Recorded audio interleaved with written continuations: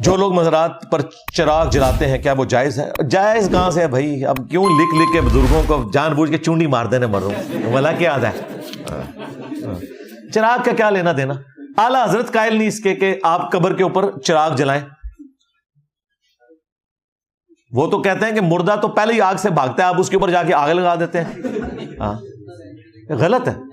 اعلیٰ حضرت نے لکھا ہے کہ قبر کے آگے جھکنا، سجدہ تعظیمی کرنا یا حد رکوع جھکنا یہ حرام ہے.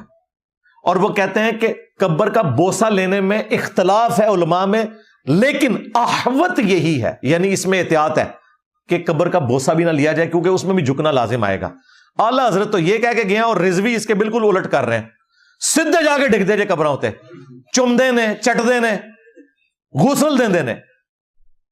وہ ہمارے سائل الدین بھائی اپنے بھول پان میں کہتے ہیں کہ جی یہ جو جعلی پین ہے یہ اس چیز کی نشانی ہے کہ اصلی بزرگ بھی ہوتے تھے. میں نے کہا اس چیز کی نشانی نہیں ہے، یہ اس چیز کی نشانی ہے کہ اصلی پیغمبر ہوتے تھے. بابے جو ہیں ان کی نقلیں اتارتے ہیں. خانہ کعبہ کو غلاف چڑھایا جاتا تھا، انہوں نے قبروں پہ غلاف چڑھائے. خانہ کعبہ کو غسل دیا جاتا تھا، انہوں نے قبروں کو غسل دینے شروع کیے. نبی علیہ السلام کا مبارک پسینہ، آپ کے بال مبارک صحابہ کرام تبرکن لیتے تھے، یہ موئے اتار لیتے ہیں. موئے اتار، موئے اتار نہیں، موئے اتار.